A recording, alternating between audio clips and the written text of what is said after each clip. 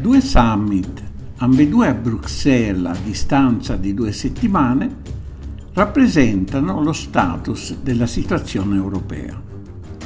La riunione del Consiglio europeo il 28 giugno ha confermato che l'Unione, fondata sugli interessi delle oligarchie economiche e finanziarie a partire da quelle delle maggiori potenze, si sta sgretolando per contrasti di interesse non solo sulla questione dei migranti.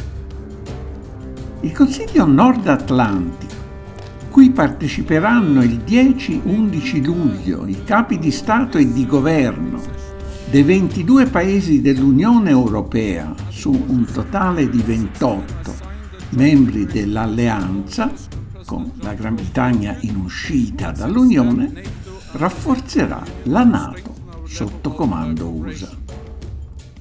Il presidente Trump avrà così in mano carte più forti al summit bilaterale che terrà 5 giorni dopo, il 16 luglio, a Helsinki col presidente russo Putin. Da ciò che il presidente USA stabilirà al tavolo negoziale dipenderà fondamentalmente la situazione dell'Europa. Non è un mistero che gli USA non hanno mai voluto una Europa unita quale alleato paritetico. Per oltre 40 anni, durante la Guerra Fredda, la tengono subordinata quale prima linea del confronto nucleare con l'Unione Sovietica.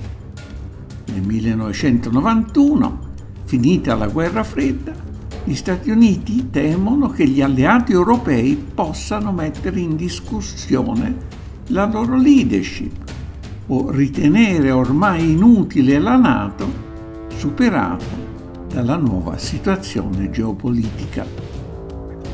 Da qui il riorientamento strategico della NATO sempre sotto comando USA, riconosciuta dallo stesso Trattato di Maastricht fondamento della difesa dell'Unione Europea, e il suo allargamento ad est legando gli ex paesi del Patto di Varsavia più a Washington che a Bruxelles.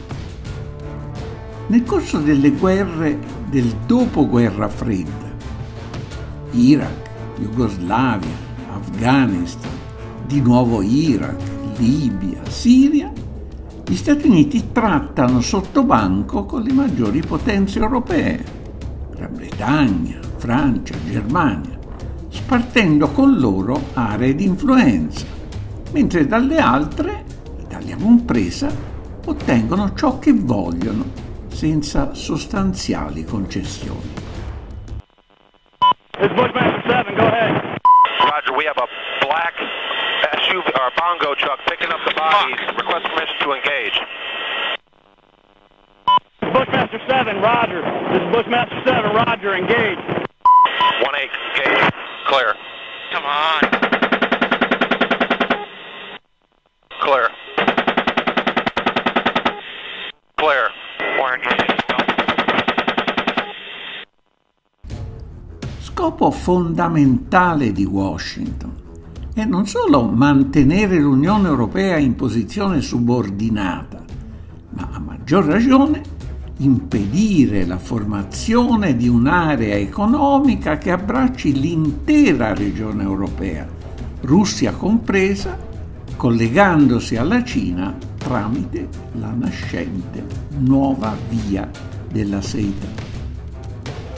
Da qui la nuova guerra fredda, fatta esplodere in Europa nel 2013-14 con la crisi in Ucraina, durante l'amministrazione Obama, le sanzioni economiche e la escalation NATO contro la Russia. La strategia del divide et impera, ossia del dividere per dominare, prima camuffata sotto vesti diplomatiche, viene ormai alla luce. Incontrando in aprile il presidente Macron, Trump ha proposto che la Francia esca dall'Unione Europea offrendo le condizioni commerciali più vantaggiose di quelle della UE.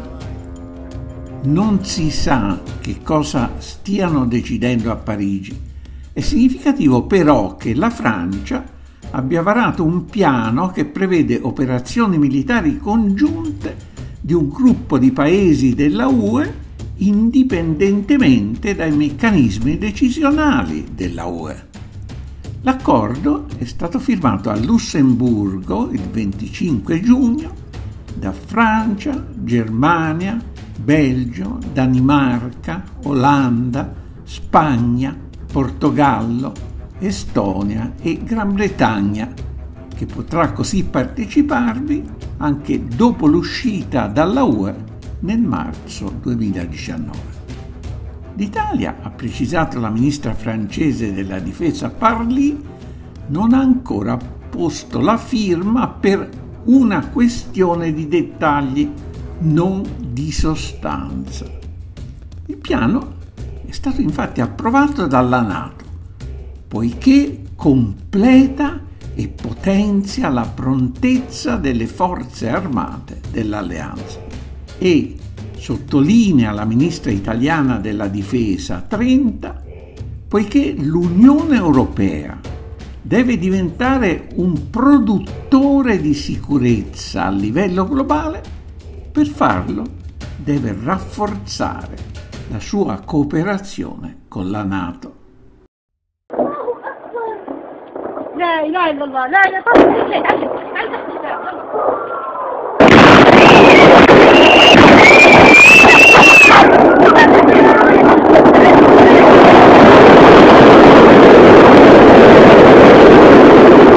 والله قدامك اسمه والله